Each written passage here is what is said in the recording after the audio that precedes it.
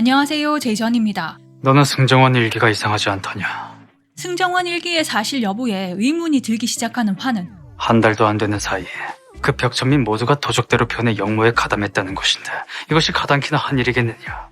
벽천의 난을 본격적으로 조사하기 시작하면서 벽천 출신 궁인들을 불러 벽천에 대해 물어보지만 다들 나는 모르세이고 그 정보는 실시간으로 누군가에게 전해지고 원본의 집에는 나라를 좀먹고 백성을 병들게 한다는 메시지가 담긴 화살이 날아들고 환은 자신에게 귀신의 설을 보내고 제2의 가족을 죽이고 독화살을 보낸 사람이 자신의 백성, 벽천 사람들이 아니기를 바라보는데요.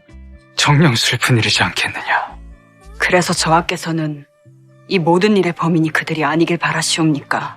그런 마음으로 벽천의 일을 쫓으시는 줄은 몰랐습니다. 월담지는 무진법사에게서 모란꽃잎이 마음을 편안하게 해주는 용도로 흔히 쓰인다는 말을 듣게 되는데 만덕이네와 무진법사의 눈빛이 심상치 않고 환과 제이를 보는 그의 눈빛이 범상치 않은데 그 순간 꼬마가 만덕이네에서 음식을 훔쳐 도망을 가다 조원호의 청화 백자를 깨고 마는데요. 꼬맹이 하나 잡자고 난리인 원호 앞에 명진이 나서도 소용이 없고 이 조선의 법을 집행하셔야 할 형판께서 금지 품목을 가지고 계신 것이 어인일인지 내 몹시도 궁금하오. 결국에는 환이 나서서 선왕이 금지한 청화 백자를 트집 잡으며 원호의 비밀을 묻어주겠다니 묻어줄 수도 있지 않겠소? 우리 사이에 말이. 원호는 꼬리를 내릴 수밖에 없고 환이 이 사단을 무마하는데 이 꼬맹이는 벽천에서 누나와 도망친 아이였고 부모는 죽었다 하죠. 그렇게 비참한 백성들의 실체를 두 눈으로 직접 보게 되니 환은 참담하기만 하고 만덕이네의 꼬마네의 급식비를 자신이 책임지겠다며 도움의 손길을 내미는데 부모를 잃고 떠도는 아이들이네. 잘 보살펴주게 부탁하겠네. 한편 임금에게 올라가야 할 상소가 원보 손에 떡하니 있고 그 상소는 홍제용이 원호에 대해 올린 상소인데 그놈이 환서가 되다니. 그런 놈이 어찌 잘 먹고 잘 살 수가 있어?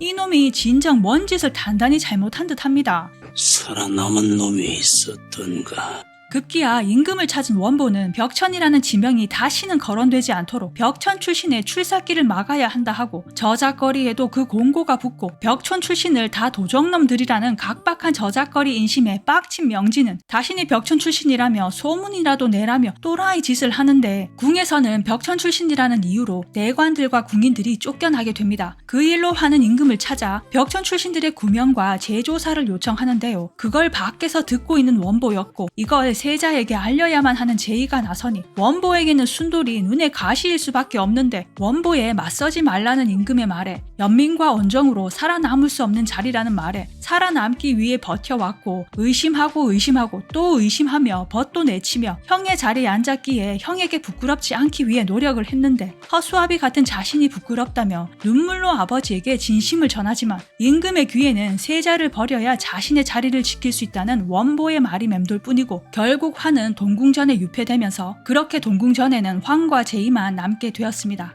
이런 한심하고 모자란 놈을 빗죽이라고 판서 자리에 앉혀놨어. 아무래도 벽천의 난이란 게 실제는 일어나지도 않은 일인 듯한 느낌이 드는데요.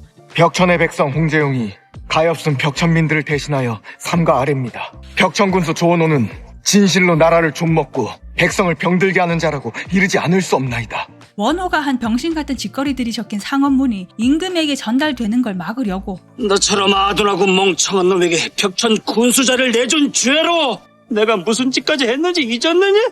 원호의 짓거리들을 커버하기 위해 원보가 힘을 보태 원호 때문에 조씨 가문이 풍비박산 나는 걸 막으려고 니놈 하나 살리자고 내가! 엄청난 사륙을 했던 건 아닐까요? 아무래도 만덕이가 바로 그 상소를 올린 홍제용일 듯합니다. 원보가 그 상소문을 볼 때 그 목소리가 딱 만덕이 목소리인데 말이죠. 그리고 문진법사가 들고 다니는 그 호리병 속의 물고기의 의미는 대체 뭘지 사람의 피를 먹이 삼는 이 물고기에도 의문이 드는데요. 이 물고기가 모란꽃잎 제조에 관련이 있는 건 아닐까요?